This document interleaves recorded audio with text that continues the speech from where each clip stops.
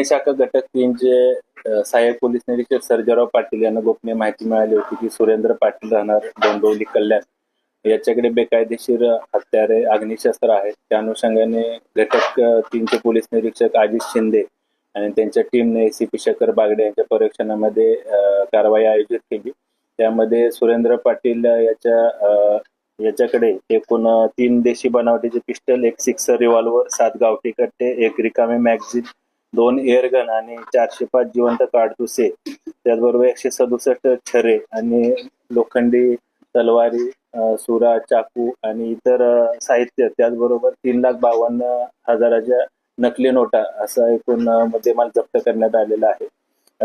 या तपासामध्ये सुरेंद्र पाटील यांनी सदरचे हत्यार किंवा अग्निशस्त्र वेपन कशासाठी आणले होते, त्याचा तो काय वापर करणार होता, या अनुषंगाने गुन्हे शाखा घटक 3चे पथक अधिक तपास करत आहे.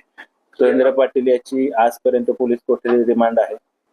ही जी शस्त्र आहे त्यानं कुठून खरेदी केली आणि त्याचा काय वापर करणार होता त्याची तपास अजून सुरू आहे. त्याची आजपर्यंत पोलीस कोठडी रिमांड आहे. त्याचा मान्य न्यायालयाला विनंती करून अजून पोलीस कोठडी रिमांड वाढवून घेऊन त्या अनुषंगाने पुढील तपास आम्ही करणार आहोत. तो तपासाचा भाग आहे. त्यामध्ये जी कायदेशीर कारवाई केलेली आहे, पंचनामा वगैरे करून आणि शस्त्र जप्त केली.